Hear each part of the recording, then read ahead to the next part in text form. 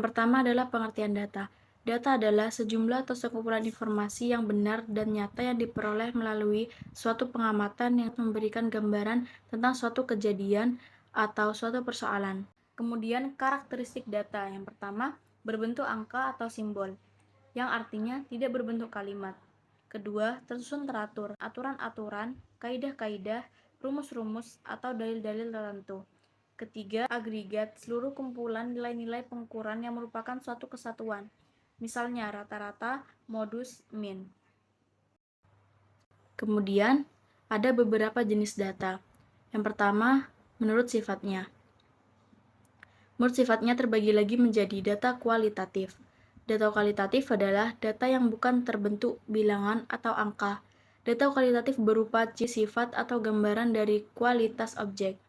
Contohnya, kualitas pelayanan yaitu baik, sedang, dan kurang. Kemudian data kuantitatif. Data kuantitatif adalah data yang berbentuk angka atau bilangan.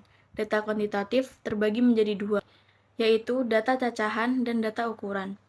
Data cacahan sendiri atau data diskrit yaitu data yang diperoleh dengan cara membilang, contohnya, jumlah rumah 30 rumah, jumlah penduduk 3.650. Kemudian data ukuran atau kontinum adalah data yang diperoleh dengan cara mengukur. Contohnya, tinggi badan 170,5 cm, berat badan 65 kg. Data menurut susunannya itu ada dua, yaitu yang pertama data mentah atau rata data adalah data yang belum tersusun secara sistematis.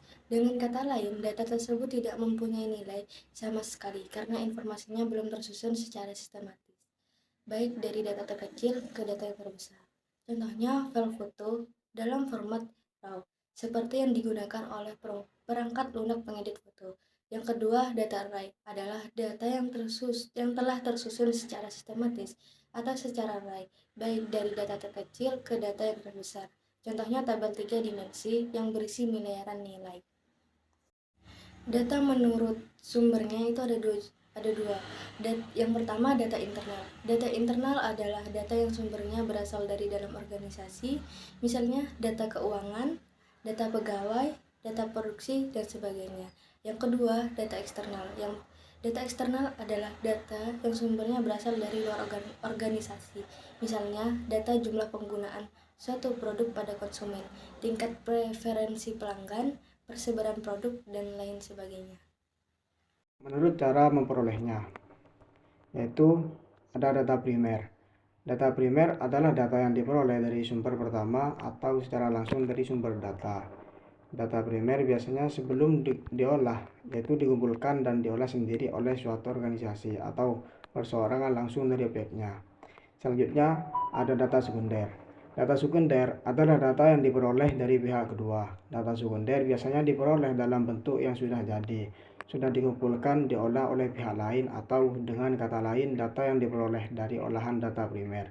Selanjutnya, data tersier. Data tersier merupakan data yang diperoleh dari olahan data sekunder. Dan selanjutnya, data kuarter. Data kuarter adalah data yang diperoleh dari data tersier yang telah diolah terlebih dahulu. Menurut cakupannya, data dibagi menjadi dua. Yang pertama, data sensus. Data sensus adalah data yang diperoleh dari populasi atau pengumpulan data dengan pengambilan elemen atau anggota populasi secara keseluruhan untuk diteliti. Data yang diperoleh dari hasil sensus disebut parameter atau data yang sebenarnya. Lalu, yang kedua, data sampel. Data sampel adalah data yang diperoleh dari sampel atau pengumpulan data dengan mengambil sebagian elemen anggota populasi untuk diselidiki. Data yang diperoleh dari sampel disebut dengan perakiraan atau estimated value. Dan yang keenam, menurut skala pengukurannya. Yang pertama yaitu data cross-section atau data insidentil atau data acak. Data cross-section adalah data yang dikumpulkan pada suatu waktu tertentu untuk menggambarkan keadaan dan kegiatan pada waktu tersebut. Data cross-section bersifat analisis statis karena tidak memperhitungkan perubahan-perubahan yang terjadi yang disebabkan adanya perubahan waktu data. Data cross-section mempunyai permasalahan, yaitu heterogenitas, misalnya pengukuran data gaji karyawan dari berbagai kota. Ada di antaranya yang terlalu tinggi nilainya dan ada juga yang terlalu rendah nilainya. Yang kedua yaitu data time series atau data runtut waktu atau data berkala. Data time series merupakan data yang dikumpulkan dari waktu ke waktu untuk melihat perkembangan suatu kejadian atau kegiatan selama periode tersebut. Misalnya harian, mingguan, bulanan, atau tahunan.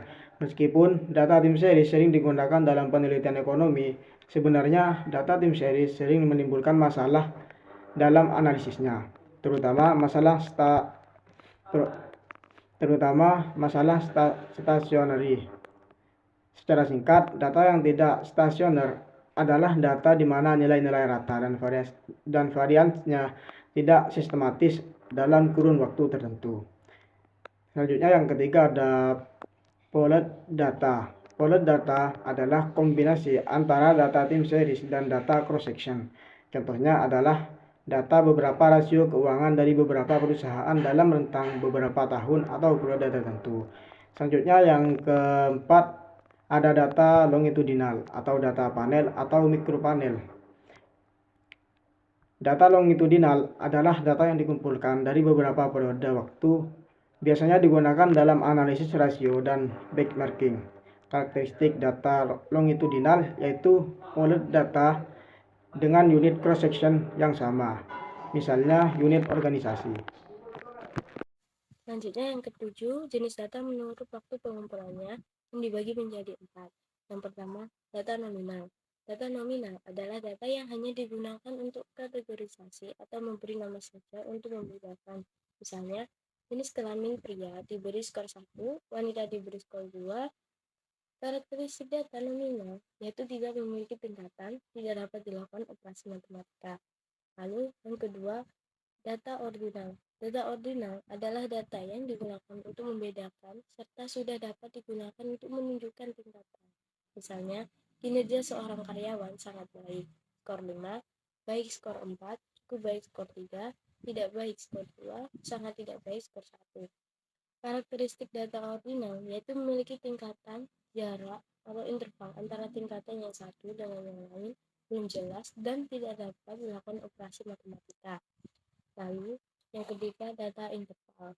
Data interval adalah data yang digunakan untuk membedakan, menunjukkan tingkatan, mempunyai jarak antar interval yang sudah pasti, tetapi belum memiliki nilai nol yang mutlak. Misalnya, temperatur udara, suhu. Karakteristik data interval yaitu menunjukkan tingkatan dengan selisih antar tingkatan sudah jelas, dapat dilakukan operasi matematika, dan tidak memiliki nilai nol yang mutlak. Yang terakhir, yang keempat, data rasio. Data rasio adalah data yang digunakan untuk membedakan, menunjukkan tingkatan, mempunyai jarak atau interval yang sudah pasti, dan memiliki nilai nol yang mutlak. Misalnya, jumlah mahasiswa di kelas A adalah 45 orang.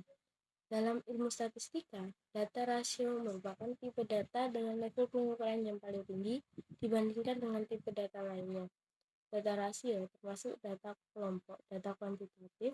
Angka yang digunakan pada data rasio menunjukkan angka yang sesungguhnya, bukan hanya sebagai simbol dan memiliki nilai nol yang sesungguhnya. Pada data rasio dapat dilakukan berbagai operasi matematika.